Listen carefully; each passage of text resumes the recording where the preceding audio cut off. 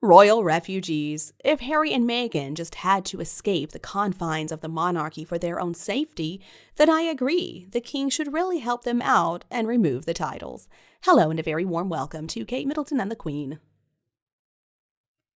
It's looking like Harry and Meghan's decision to show up in Jamaica to walk the red carpet at the premiere of the Bob Marley movie and also pose for photos with the Republican Jamaican Prime Minister and his wife, among others, is drawing quite a bit of criticism. I can't imagine why. Right now, of course, Catherine, the Princess of Wales, is recuperating in the hospital after an abdominal surgery, and the King is in hospital too, undergoing a procedure for an enlarged prostate. But why should any of that stand in the way from Harry and Meghan getting some good publicity? Why shouldn't they be allowed to go out and have some fun? Well, according to Sarah Vine over at the Daily Mail, it was more than just a little bit inappropriate for Harry and Meghan to do that at a time like this when the King and Catherine are in the hospital and Harry and Meghan haven't said a word about it. She writes, all that gloss doesn't hide the ugly fact that the pair, normally so vocal when it comes to informing the world of their heartfelt sentiments, have yet to say a single word in public on the subject of Harry's father, the King, and his health issues. And it is odd, isn't it, considering all the reports that we've been getting over the past few months claiming that Harry really wants to make peace with his father. He wants to reestablish that bond. He misses his family. He wants to come back home. Well, if that's true, this sure is an interesting way to go about it, isn't it? I mean, your father is in the hospital, and instead of sending well wishes his way, you decide to go and hang out with somebody who has been very critical indeed of the monarchy and the Commonwealth, of which your father is king. Yeah, it doesn't make a lot of sense to me either. Another problem with this is that according to Harry and Meghan, they are some of the most caring philanthropists and humanitarians in the world.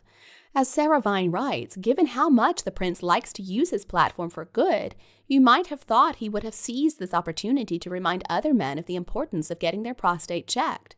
As for the Duchess, normally such a strong advocate for women's health, it does seem rather unsisterly not to wish the Princess of Wales a speedy recovery from her abdominal surgery. Sarah's making a very good point here. I mean, I would argue that it almost seems hypocritical, I dare say, of Harry and Meghan to be showing up to walk the red carpet in Jamaica at a time like this. I mean, it almost makes them seem uncaring. Sarah also points out that it was an interesting choice for them to break cover in this way by going to pose with the very anti-monarchist Jamaican Prime Minister. She writes, by choosing to break cover in such vehemently anti-monarchist company, the Duke and Duchess appear to be sending a very clear signal to the palace. It appears to me that they intend to use their royal connection to undermine both the individual reputations of members of the royal family and that of the institution as a whole. I hope that I am wrong. She goes on to write, by casting themselves as refugees from a regressive and repressive regime, they are tapping into the divisive culture wars that dominate so much of our public debate these days, and helping to fuel anti-royalist sentiment throughout the Commonwealth and elsewhere.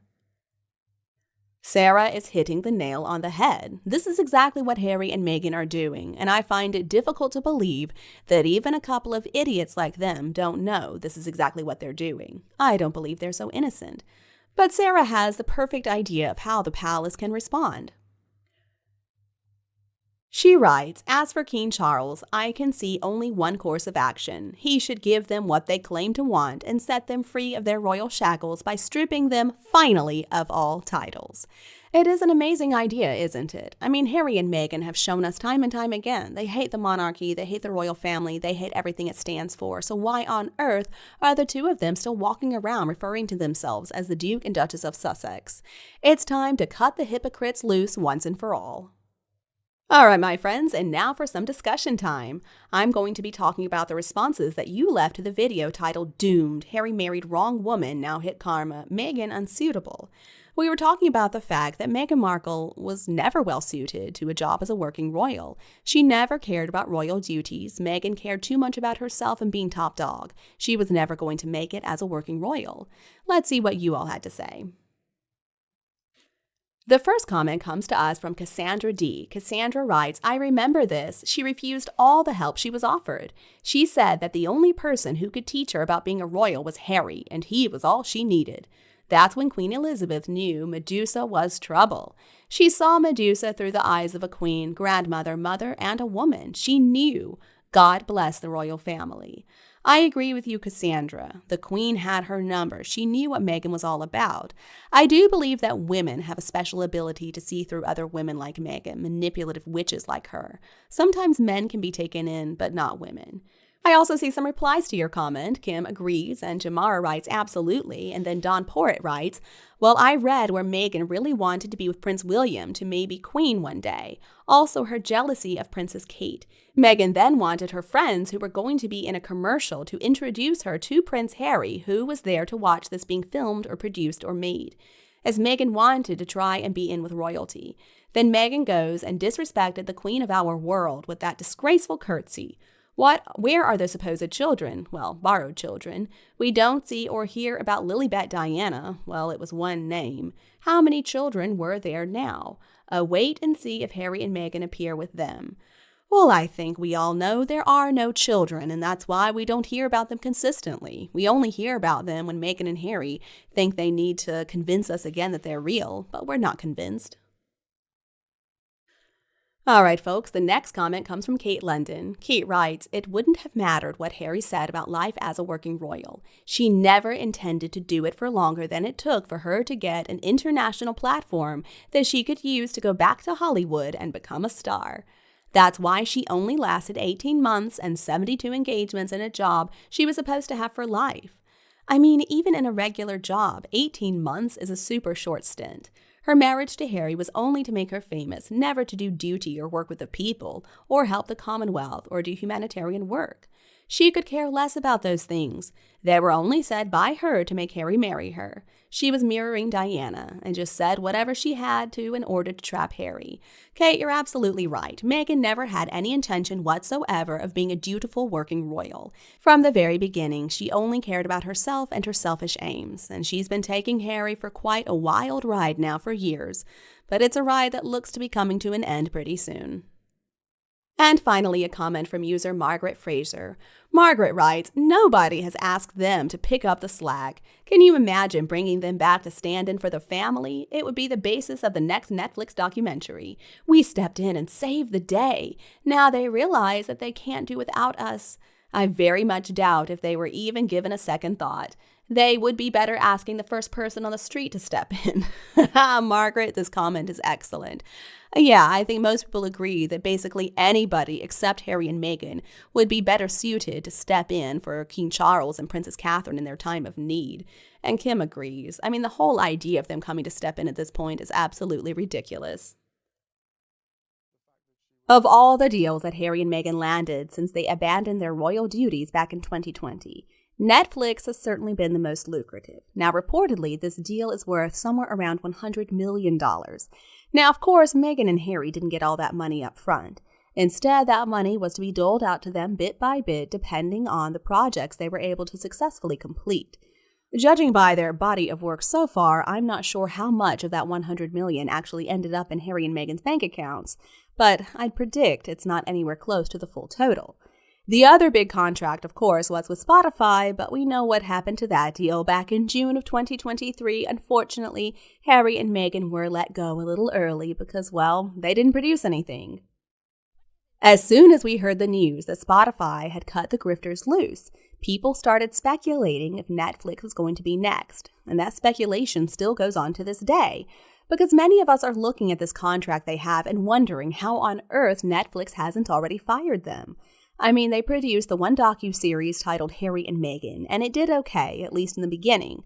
But the two other projects they were involved with, the Live to Lead series and Harry's Heart of Invictus documentary, were both big flops. For months now, we have been saying that Harry and Meghan better come up with something good for Netflix, and it better be quick, or else, of course, Netflix is going to follow the lead of Spotify and cut those two off. Honestly, I'm just surprised that it hasn't happened already. Royal expert Richard Fitzwilliams has weighed in on their deal with Netflix. He said the only thing they are doing, as far as I can see with Invictus, Prince Harry already had that. So they have not done anything. They lost Spotify. Will they lose Netflix? The contract runs out in 2025. It is rather bewildering, their silence. Now, interestingly enough, when Harry and Meghan headed to Jamaica earlier this week to be photographed walking the red carpet for the new Bob Marley movie, they were photographed with a few different people. And interestingly enough, they made a real point of being photographed with the CEO of Paramount Pictures and his wife. And some people are saying that Harry and Meghan are sending a message to Netflix that they don't need Netflix anymore, that they can easily strike up a deal with Paramount if they want to. And I gotta admit, it is a pretty interesting choice, isn't it? So on X, formerly known as Twitter, one user wrote, "The fact they flew all the way to Jamaica for a Paramount premiere, I don't think there is any more Netflix." And somebody else said, "Now would be a good time for Netflix to make their announcement." And a third person claims that they were giving Netflix the middle finger by inserting themselves in a photo with Paramount CEO. Now, in my experience, it's usually not considered a good idea to be giving the middle finger to your former company before you're actually hired by the new company, but this is Harry and Meghan we're talking about, so when has their behavior ever made a whole lot of sense? But you know, Harry and Meghan are dreaming if they think they're going to land any kind of deal with Paramount. Why would the folks at Paramount Pictures want to hire a couple of grifters like Harry and Meghan?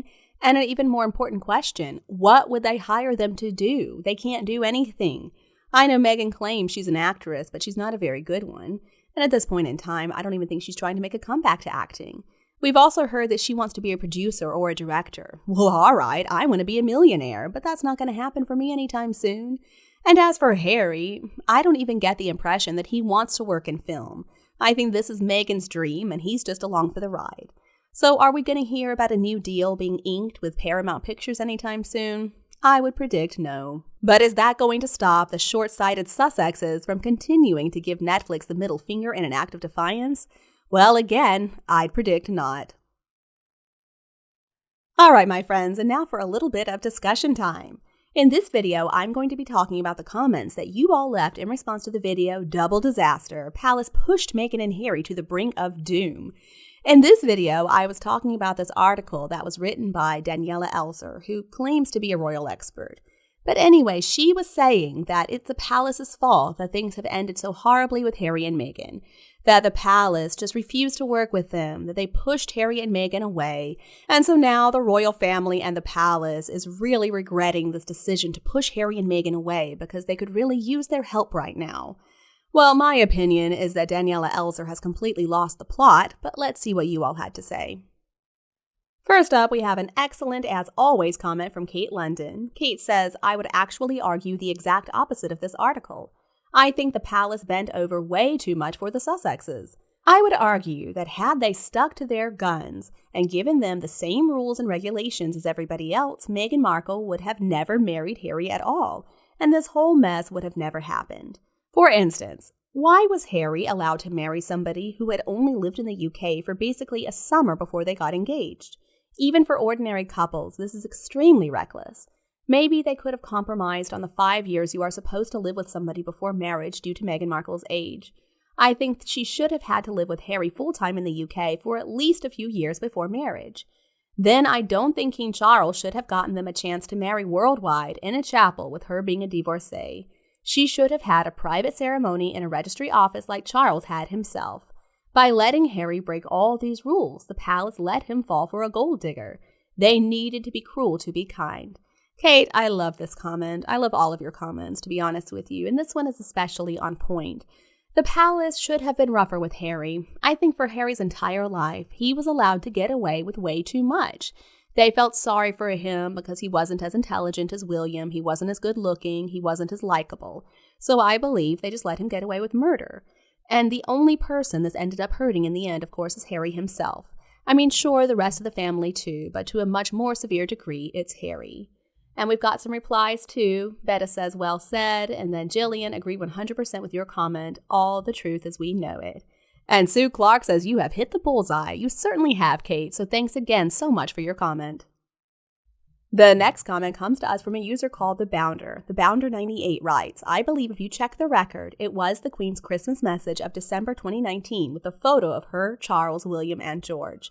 The line of succession picture that pushed them over the edge. They felt there's no place for them in the monarchy as they were not shown.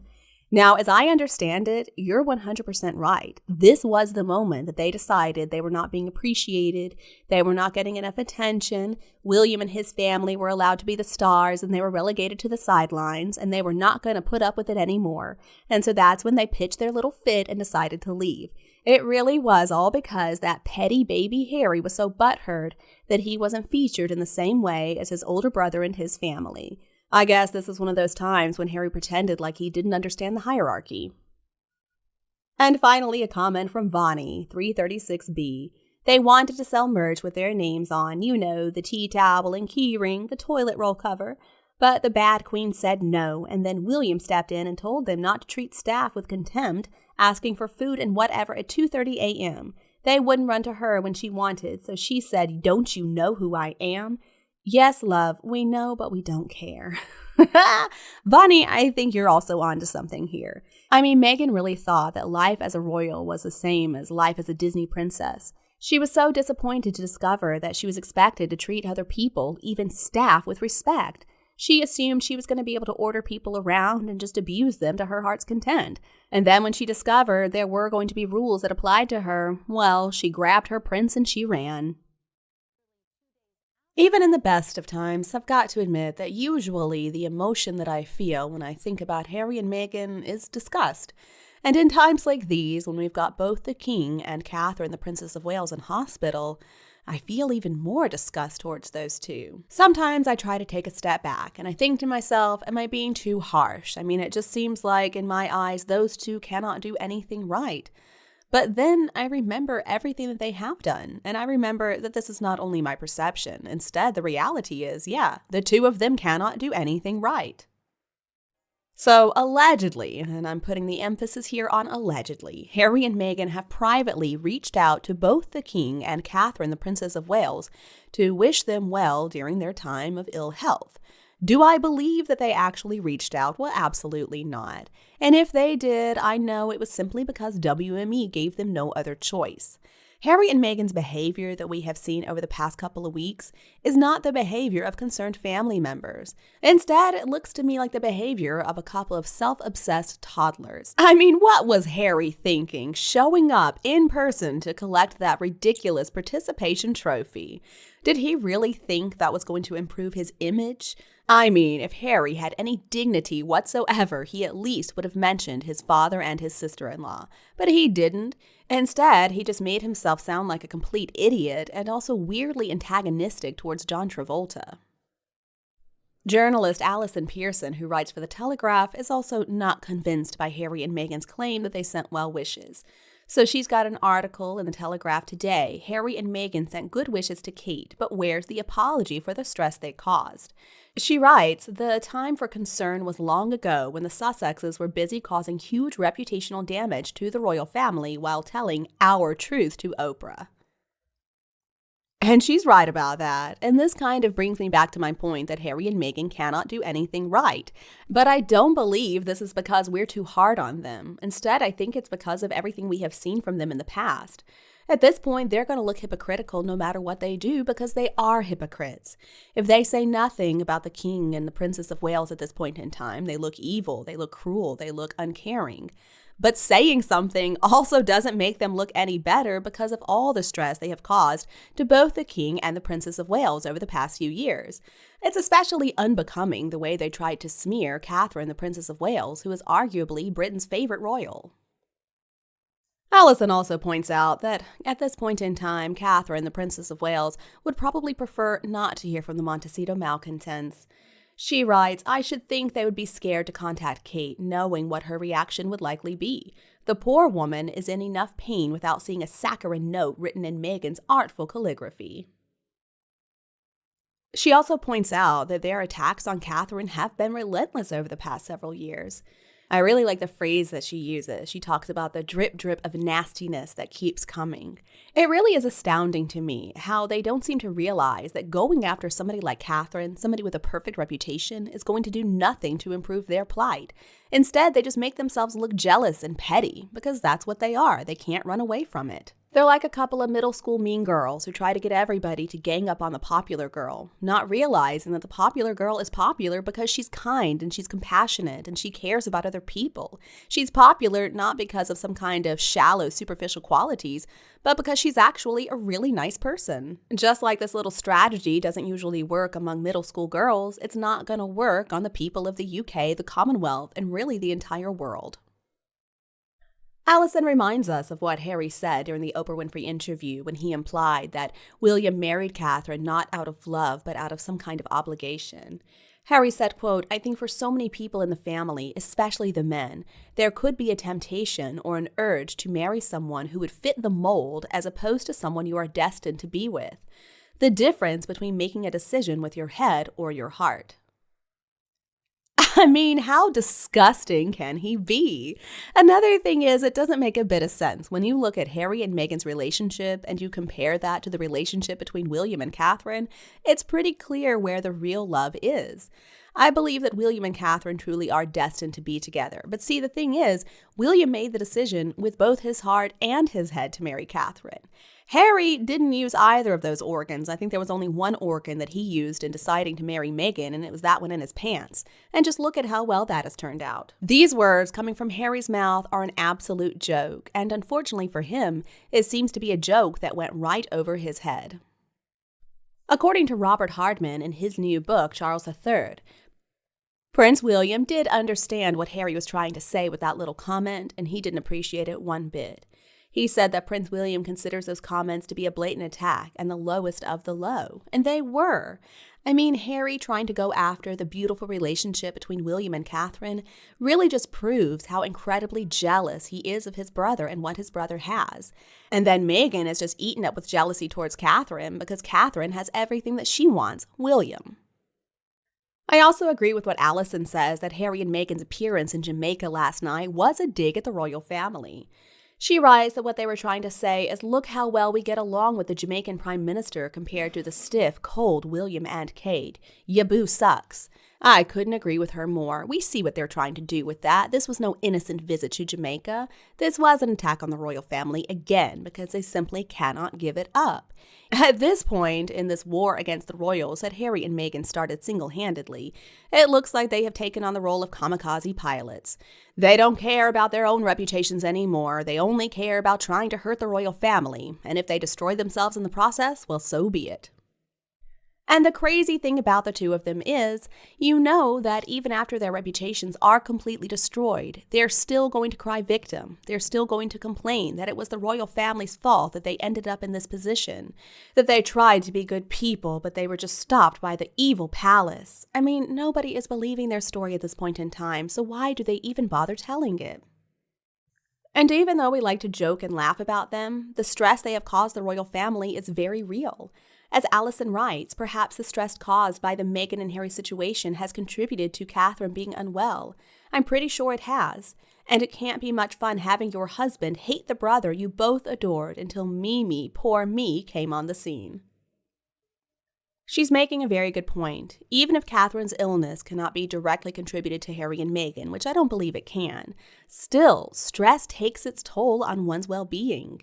We cannot underestimate the amount of stress that this whole situation has caused somebody like Catherine, who is so loving, so sensitive, so compassionate. She truly does want peace in the family. I can't imagine the pain that she feels when she looks at her beloved husband and sees him mourning the relationship he once had with his younger brother. But as long as Meghan stays with Harry, there is no chance that things will improve. And who knows, even after they split, it may already be too late.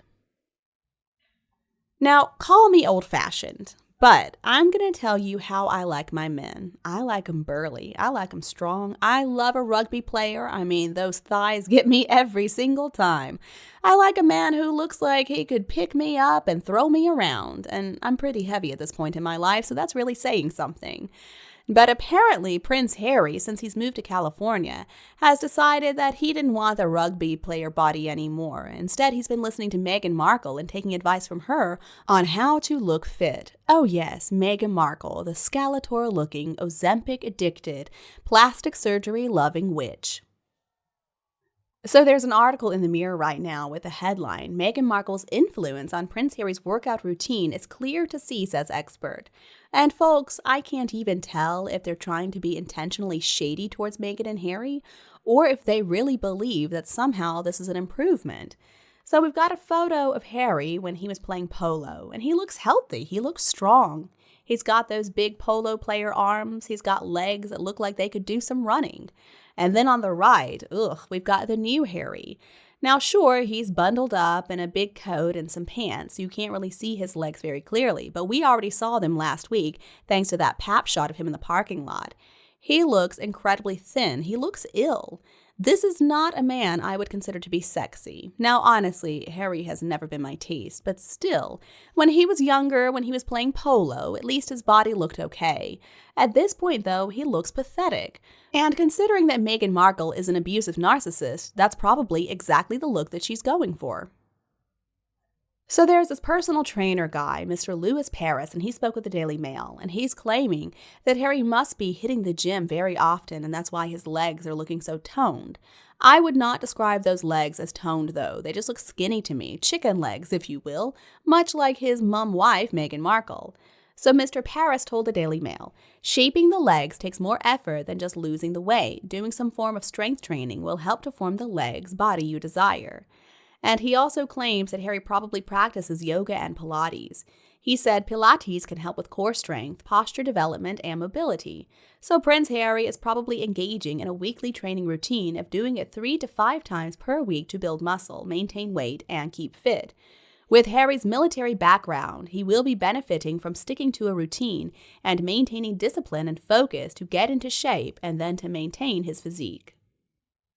Now, we already know that Meghan claims to be this big yoga fanatic, and Doria, of course, is a yoga teacher.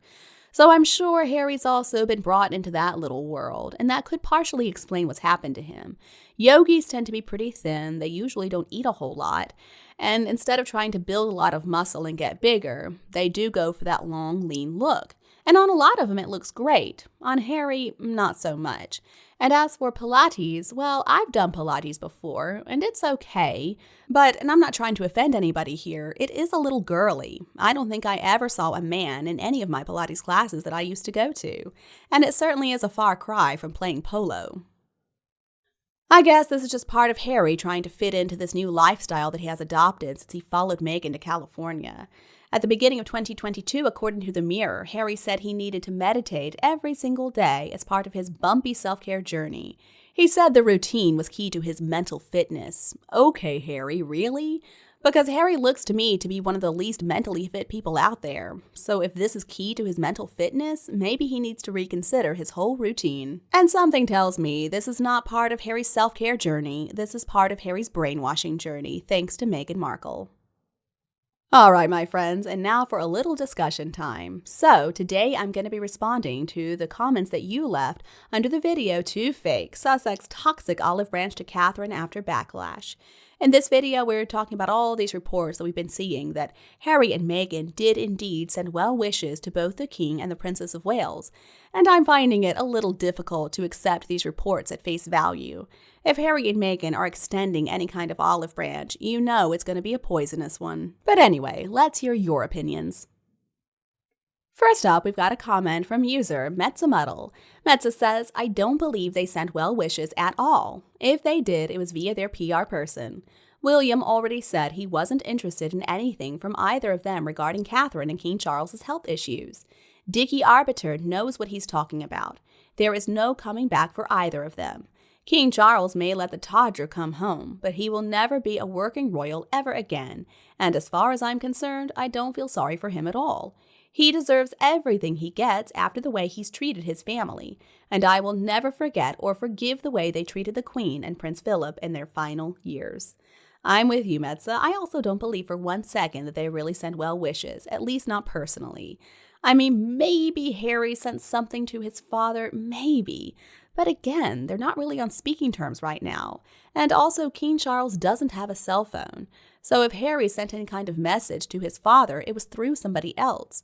I don't believe at this point in time he really has direct access to his father or any other members of the family for that matter, and for good reason. Harry cannot be trusted. And Meghan, I don't believe that she sent anything. I'm pretty sure at this point, if Meghan Markle sent anything to any members of the royal family, it would immediately be marked return to sender. And next, a comment from user IQ3, perhaps prompted or ordered by WME. Dim and Deceit just never get it right, do they? And while the king may be pleased to hear from his son, probably via an aide because Dim and Deceit can no longer be trusted, could the same be said of his feelings about the narcissist his son chose as a partner? Well, I agree with you. If they really sent any kind of message of wishing the king and Catherine well, I'm sure it was because WME told them they had to. And it is funny, isn't it, how the two of them can never get anything right. It really does seem that they have a very special talent for just screwing up everything they try to do.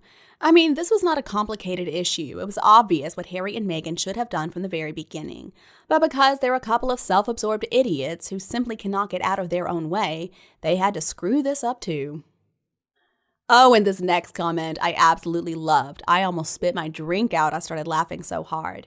So Dewbag says, did they send their best wishes via snail mail? Like when Meg contacted her father with a letter, but it miraculously got lost in the post and ended up in the hands of a journalist. Oh, maybe that's exactly what happened again. Poor Meghan and Harry. They just keep getting those addresses all mixed up. I wonder if Meg is using her calligraphy to write the addresses. Maybe the truth is, her handwriting isn't all that legible. I don't think it's going to surprise any of us to learn that Prince Harry is deeply insecure, but just how insecure he really is may be quite shocking. I'm guessing most of you have already seen the photo making the rounds of Prince Harry posing with John Travolta, Jeff Bezos, and Lauren Sanchez. It was taken the other night at the Legends of Aviation Award ceremony. And one thing people on social media cannot stop talking about is the height differences between the individuals in this photo. Now, at first glance, it looks like a normal photo, but when you take into account the reported heights of the individuals in the photo, things start to get very strange indeed. Now, in some ways, it makes sense that any photo of people who attended this ludicrous event would be ludicrous because, well, the event itself was such a sham. I mean, a bunch of grown men and women patting themselves on the back for buying awards for themselves. It cannot get any more pathetic than that. And there Prince Harry was in the middle of all of it, just having himself a ball. Apparently all excited at the fact that he was an honored guest at this phony award ceremony. Apparently not understanding what an absolute joke the entire event was. John Travolta, of course, was the host of this entire ceremony, and he was the one who presented Harry with this award for being a living legend of aviation, even though Harry apparently doesn't even have a pilot's license.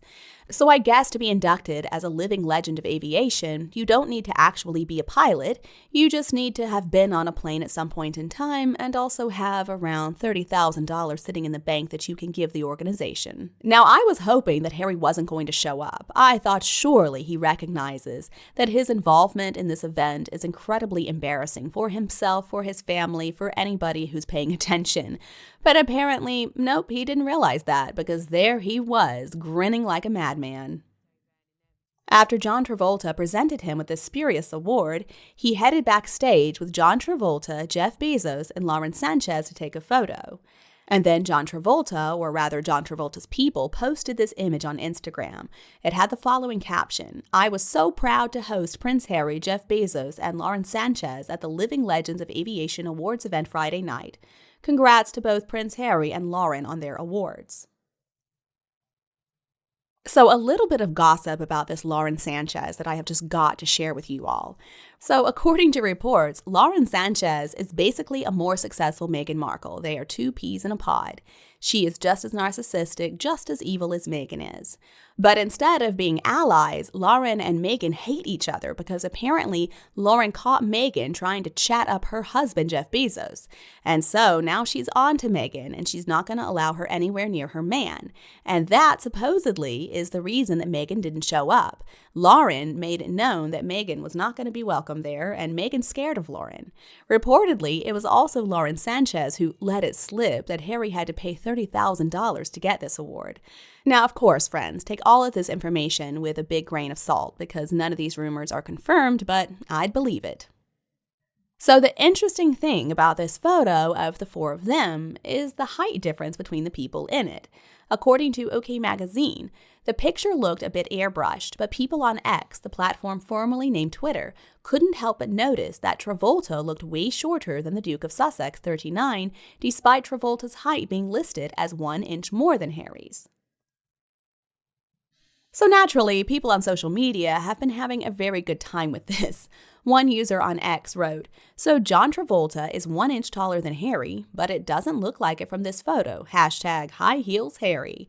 And then another person questioned, "Is Harry wearing heels?"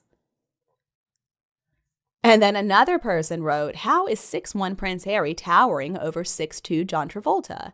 And another user asked, "John Travolta is approximately 6'1", Harry is 6'2". This pic is a little out of whack."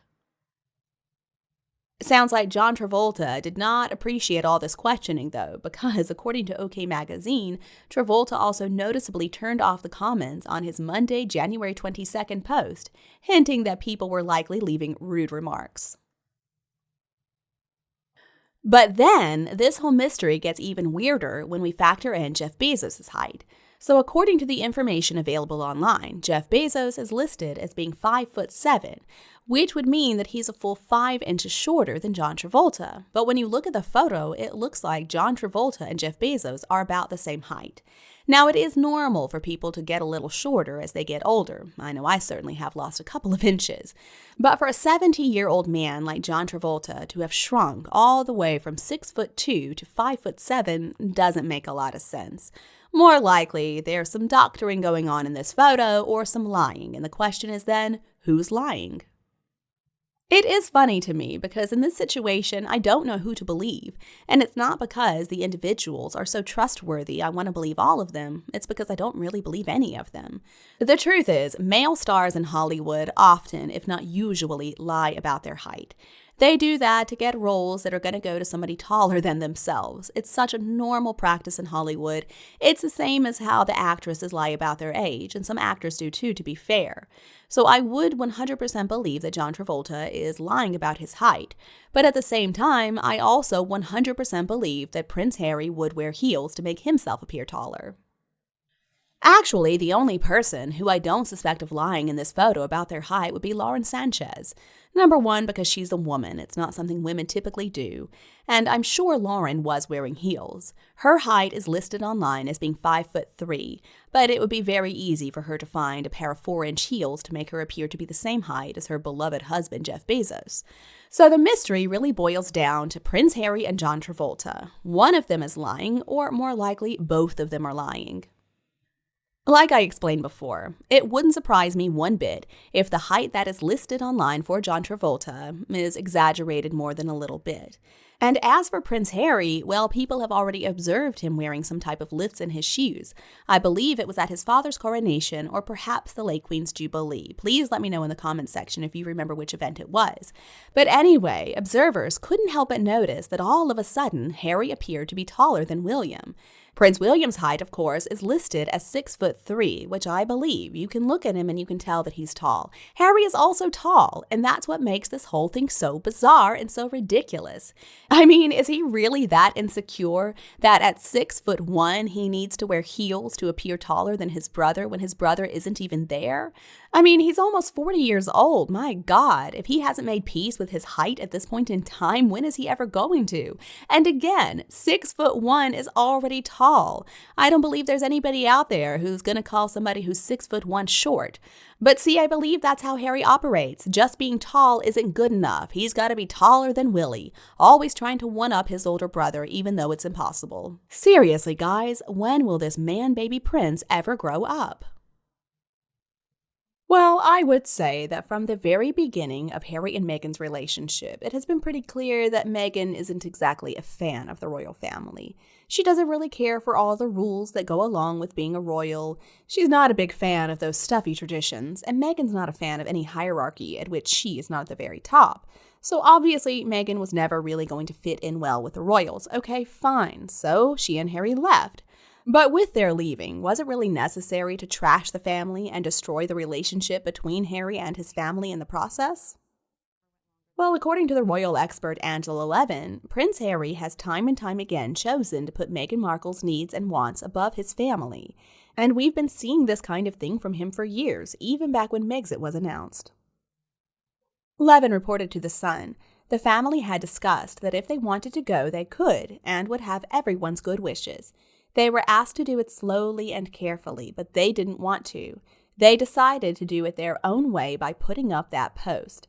Harry has been dragged down with that. Meghan has never had any respect for the family and the hierarchy and protocols. Harry said he tried to lay out the protocols and make it easy for her to understand, but she didn't care. They bent over backwards to be kind, but Meghan wanted it all her way. They still pretend they know much better than the royal family do and how to run it. They don't want to have any connection to them. Harry is lonely, but pleasing Meghan comes first. Now, in the royal family, of course, hierarchy is of utmost importance, and usually when any family member is going to make a big decision like, stepping back from their royal duties, they're going to first have a discussion with the reigning monarch. In that case, it was the late Queen. But I guess Meghan wasn't too big of a hurry. She needed to get back to Hollywood. So she let Harry know the best way to go about things was to just put up an Instagram post. I mean, Harry, surely your granny has Instagram, right? I mean, it's 2020. Doesn't she know that Instagram is by far the best way to make a big announcement? So was that a situation in which Harry really should have stood up to Meghan and told her, Meghan, I don't care if that's how you make your big announcements. In my family, we follow protocol. We talk to the Queen first. Well, you know what they say, hindsight is 2020. So perhaps Harry does wish that they had done things a little differently with regards to Megxit. But that was 4 years ago. I mean, surely now things have changed. Surely Harry has learned his lesson, and now he's the one to call the shots when it comes to matters with his family. Or maybe not, because as Angela Levin points out, two of Harry's very close family members, his father, King Charles, and his formerly beloved sister-in-law, Princess Catherine, are in hospital with some pretty serious, well, not unserious medical issues. Has Harry thought, though, to reach out and let them know that he cares, that they have his support, that he's praying for them or sending good vibes or whatever it is that he would say? Well, no, at least not publicly. Angela Levin points out that instead of sending some public well wishes to his father and his sister-in-law in their time of need, Harry decided it was more important to show up to accept his Living Legends of Aviation induction award. He did give an acceptance speech, but there was no mention of his father or Catherine. Angela Levin says he didn't say anything. I felt that he was bound to say, I'm sorry to hear that both my father and sister-in-law are unwell. He just needed to say one sentence. I think he's between a rock and a hard place. He's got to please his wife to an extreme. I think she's very difficult. Deep down, he still loves his family, but she comes first, and that's okay. But I think she demands that he has no contact with the family. It is interesting to me because usually in situations like this, I say that it's right for the woman or the man to support their spouse.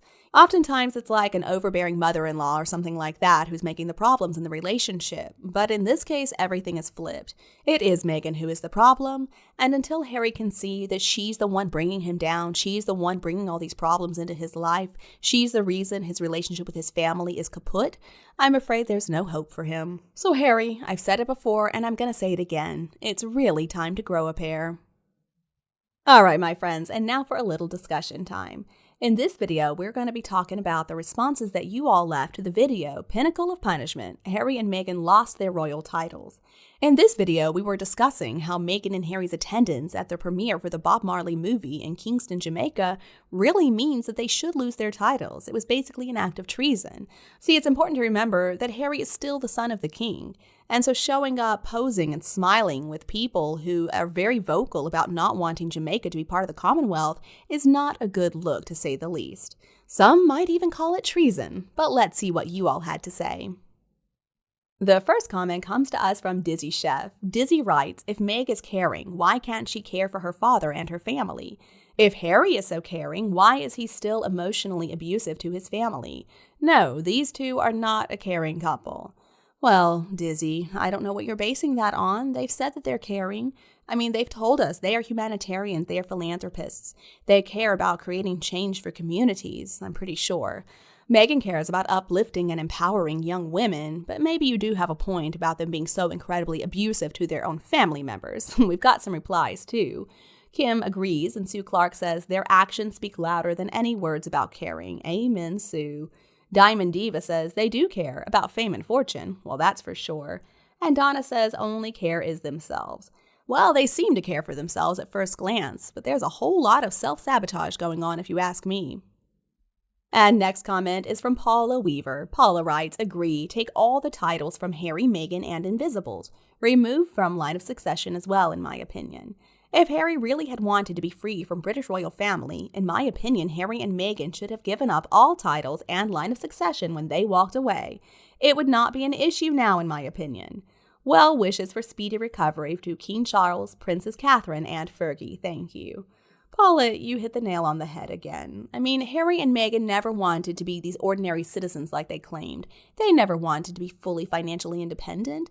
They just wanted to be bankrolled by Charles and also be free to make a bunch of money off their Sussex royal brand. Well, the late Queen said no, and we're still watching the fit they're pitching in the floor because of that. Next up, let's see what Wendy Linton has to say. Wendy writes, we are in no doubt that Harry does not want to come back. He knows the pain he has caused, and he is more likely to only want money. But he has been told, I'm not a bank, Harry. Well, I don't think Charles had any choice in the matter. He had to tell Harry that, or else Harry was never going to stop showing up with his hand out. We have a reply, too, from Eliza Henry. Eliza writes, is this really true? I believe it if this is officially done, not just for media. Harry made his decision, and her gold-digger wife is not qualified to be a princess, not for royalty. She refuses the offer of late Queen Elizabeth II to help her. She wants to take over the monarchy. The late Queen works all her life, and she thinks she can just take over what the Queen had built.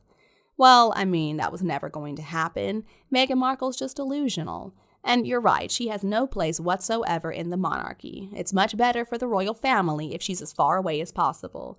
And Michelle says, no, it is not done. I wish it was, though. You know, at this point in time, I really believe that it would have been better for Harry and Meghan to just not say anything at all. Both King Charles and Catherine, the Princess of Wales, are facing some rather serious health problems. And Harry and Meghan over in Montecito, California, didn't say anything at first. They didn't wish them well. Instead, we just got these reports of the two of them whining that they had to find out from the news that King Charles was ill, basically admitting that a personal message did come from Buckingham Palace, but it was too late. Harry had to read it in the news first. Well, boo-hoo-hoo, Harry. You gave up the right to getting that information first when you betrayed your own family time and time again, I might add. And now, days later, after the news was announced that King Charles is undergoing prostate surgery and Catherine underwent an abdominal procedure, we are getting the news from the Mirror that, quote, Prince Harry and Meghan Markle sent get-well message to Kate Middleton and King Charles. 2 months after King Charles and Princess Kate were named in a race row, both are facing health scares, prompting Harry and Meghan to extend a public pledge of support seen as an olive branch. I would be shocked, though, to hear that Catherine, the Princess of Wales, and King Charles are interested in accepting any kind of olive branch coming from the two traitors in Montecito. I mean, the nerve of them. They somehow believe they have the right to trash the royal family, to publicly accuse both Catherine, the Princess of Wales, and King Charles of being racist. And then they're going to turn around and claim that they extended an olive branch just by sending a decent message to wish them well. I'm not even convinced that this message was really sent, but even if it was, sending get-well-soon messages to King Charles and Catherine, the Princess of Wales, at a time like this should not be celebrated as some kind of shiny achievement. I mean, this is the bare minimum that Harry and Meghan should be doing right now, considering that they are members of the family. This is not some distant relative we're talking about. King Charles is Harry's father, and Catherine is his sister-in-law, whom he once claimed to love. According to a source, the King and the Princess of Wales have received support from Prince Harry and Meghan regarding their health. The Duke and Duchess contacted both parties in different ways to pass on their concern and best wishes. So what, they can send messages privately, but Harry couldn't be bothered to wish his sister-in-law and his father well when he accepted that stupid award in LA the other night? I mean, does he not see what kind of person he has turned into? Maybe he really was always like this, but the palace sure did a good job of convincing us otherwise, didn't they? Those of you who listen to this channel regularly understand that I try to give Harry the benefit of the doubt. I try to think better of him. I try to think that maybe it's more Meghan than him doing all this horrible stuff, but he keeps proving me wrong every single time. You know, my sympathy for Harry is really running out. I'm beginning to think all of you are right, that Harry really is just as bad as Meghan Markle. Most people are correctly saying that Harry and Meghan's little olive branch is meaningless, but Dickie Arbiter, a former press secretary to the Queen, said that Harry and Meghan made the right move. He said, quote, "It's good they've recognized his sister-in-law has gone in for what is obviously serious surgery, and his father is going in to have surgery at 75. It's the right thing to do to acknowledge it. I'm pleased for Catherine and the King. It's unusual and unprecedented to have two senior royals in hospital at the same time. January is usually quiet on the royal front, and it makes sense that both operations are done now, sooner rather than later. The Queen would always have wanted the relationship rebuilt, but she wasn't going to see it in her lifetime. There were too many other things going on." But then he was asked if he believes the relationship could ever fully be rebuilt, and his response was, "Don't hold your breath." Don't hold your breath, indeed. This relationship is broken beyond repair, and any kind of olive branch coming from the Montecito morons at this point in time is going to be seen for exactly what it is, an attempt to get more publicity for themselves and try to make themselves seem not quite as odious as they really are. Guess what, though? Nobody's fooled. All right, everybody, and now for a little discussion time. Today, I'm going to be addressing the comments that you all left in response to the video, Shocking, King's Fatal Hit, Harry Cut from Counselor's List. In this video, I was sharing with you all the very good news that there's no way that Prince Harry, Prince Andrew, or Princess Beatrice are going to be serving as counselors of state. Even though their names are technically on the list, they're excluded from being able to step in for the king because they are not currently working members of the royal family. And my response was, thank God. Let's see what you all had to say. First comment I want to share comes to us from Lisa S. Parkman. Lisa says, I think a good idea would be to incorporate the rule that Sweden has for succession. In order to be in the line of succession, you have to be educated in Sweden. With that in place, the invisible kids wouldn't be in the line of succession without attending school in the UK. Personally, I think this is a great idea. Even assuming they're real, Prince Archie and Princess Lilibet know nothing about Britain. They know nothing about their family's history. They are being raised as Americans in California. I mean, can you imagine if the worst really were to happen and somehow one of them ended up on the throne? They wouldn't know what to do. They simply have not been trained for it. We have some responses too. Kim says agree, and then Pocket Nunu says also the kids should be UK citizens. I think the idea that the kids should be schooled in the UK is also required. DNA tests required too, not just signed, forged observers of the birth. Well, yeah, I don't see how Invisibet could possibly be a UK citizen. Maybe she is, but she was born in America. At most, she would have dual citizenship, which again, I don't think is appropriate for a monarch. And if it's not appropriate for a monarch, then she has no business being listed in the line of succession. And next up, a comment from Paula Weaver. Paula writes, King Charles took a proactive step to protect England and Commonwealth countries when this law passed through Parliament. Now Andrew, Beatrice, and Harry are sidelined because they are not working members of the British royal family. In my opinion, wise move by King Charles and Parliament, thank you. And Kim agrees. Well, I think we all agree with that sentiment. I do trust the royal family to be aware of all possibilities and to make sure they are prepared, and it sounds like they did exactly that this time. And next, a comment from Anna Paula.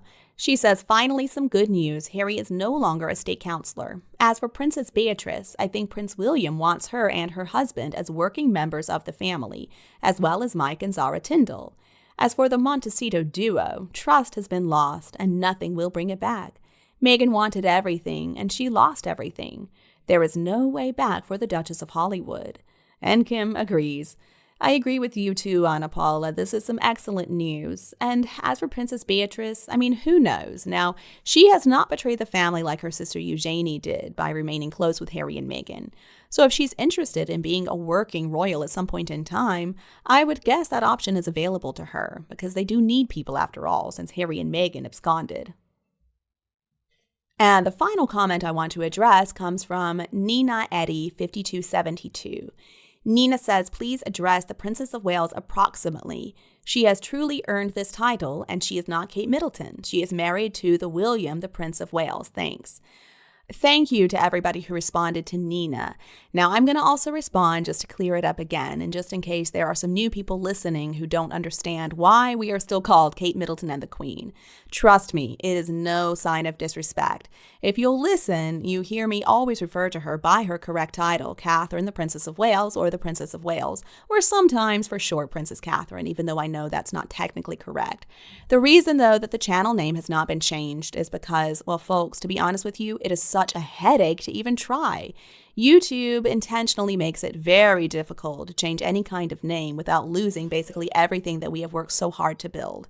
So please, be patient with us on this. If YouTube ever changes the rules to make it easier, I'll be the first one to change the name. Thank you so much for your understanding. Okay, friends, that is all the time that we've got for now. If you enjoyed this video, don't hesitate to like and share it with anybody else who would appreciate it. If you haven't yet, please click that subscribe button so that you don't miss a single update from Kate Middleton and the Queen. Thank you so much for your support. Thank you for tuning in. Have a lovely day, and I'll be back to see you in the next videos.